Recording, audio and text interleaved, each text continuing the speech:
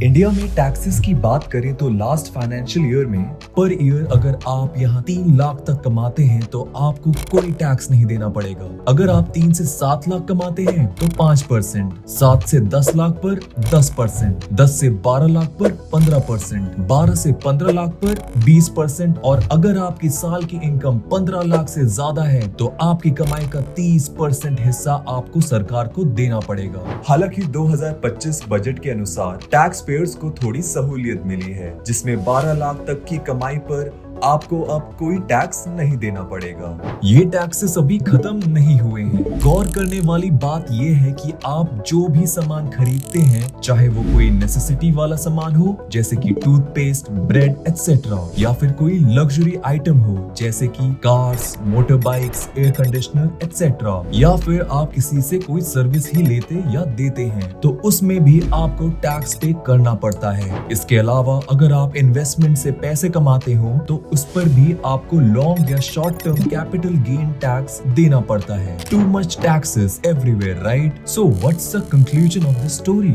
यही कि आप इंडिया में टैक्स से बच नहीं सकते। आपने सोशल मीडिया पर स्क्रॉल करते हुए या अपने आसपास के लोगों से अक्सर ये सुना होगा कि अगर आपको अपने कमाए हुए पैसों पर टैक्स बचाना है तो आप अपना देश छोड़कर किसी और देश में चले जाओ। आप ये भी जानते होंगे कि कई कंट्रीज में टैक्सेस इंडिया से भी ज्यादा है, like Norway, Ireland etcetera, but वहाँ की फैसिलिटीज भी उतनी ही उम्दा और बेहतरीन हैं। तो सवाल ये उठता है कि आखिर ऐसी कौन सी कंट्री है जहां पर फैसिलिटीज भी हो और टैक्सेस भी कंपैरेटिवली काफी लो हो। आज हम इस वीडियो में ऐसी ही एक कंट्री की बात करने वाले हैं जिसे टैक्स हेवन कहा जाता है और जिसका नाम एंडोरा है।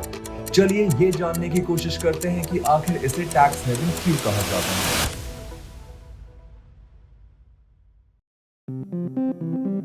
एंडोरा यूरोप की 2 बड़ी कंट्रीज फ्रांस और स्पेन के बीच पायरेनीज माउंटेन में बसा एक छोटा सा देश है जिसकी पॉपुलेशन मात्र 80,000 है, पर छोटा होने के बाद भी ये दुनिया का एक फाइनेंशियल हब है। इसके पीछे सबसे बड़ा कारण इसका टैक्स सिस्टम है। आइए इसे पॉइंट्स में समझते हैं। लो इनकम टैक्स सबसे पहला रीजन है यहाँ का इनकम टैक्स सिस्टम। एंडोरा में पर्सनल इनकम टैक्स मैक्सिमम सिर्फ 10% तक है, जो स्पेन और फ्रांस जैसे देशों के 40 से 45% टैक्स से बहुत कम है।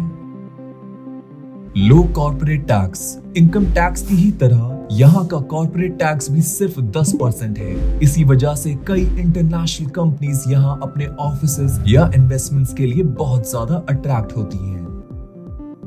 नो वेल्थ टैक्स और इनहेरिटेंस टैक्स यहाँ आपको अपनी प्रॉपर्टी या वेल्थ पर अलग से टैक्स नहीं देना पड़ता। कोई इनहेरिटेड टैक्स भी नहीं लगता, जो लोगों के लिए एक बहुत बड़ा एडवांटेज है। Duty free shopping Andorra duty free shopping के लिए भी मशहूर है। यहाँ लग्जरी गुड्स, अल्कोहल और टोबैको प्रोडक्ट्स बहुत सस्ते होते हैं। इस वजह से हर साल मिलियंस ऑफ टूरिस्ट यहाँ शॉपिंग करने आते हैं। फाइनेंशियल प्राइवेसी पहले एंडोरा का बैंकिंग सिस्टम काफी सीक्रेटिव था, पर 2016 में यूरोपियन यूनियन और एंडोरा के बीच एक ट्रांसपेरेंसी एग्रीमेंट साइन हुआ था, जिससे यूरोपियन यूनियन के मेंबर्स के लिए अपनी ब्लैक मनी को एंडोरा के फाइनेंशियल इंस्टीट्यूशंस में छुपाना मुश्किल हो जाए। और ये कदम उठाना जरूरी भी था क्योंकि बैंकिंग सिस्टम में ट्रांसपेरेंसी ना होने की वजह से बहुत से लोग इसका मिसयूज कर रहे थे। टैक्स रेसिडेंसी अगर आप एंडोरा के रेसिडेंट बनते हैं तो आपको यहाँ के लो टैक्स सिस्टम का पूरा फायदा मिलता है, लेकिन रेसिडेंसी के लिए आपको यहाँ इन्वेस्ट करना पड़ेगा या कोई प्रॉपर्टी खरीदनी पड़ेगी। नो वैल्यू एडेड टैक्स यहाँ वैट भी सिर्फ 4.5% है, जो यूरोप के ऑलमोस्ट सभी देशों से बहुत कम है। इसी वजह से प्रोडक्ट्स और सर्विसेज यहाँ काफी सस्ते मिलते हैं।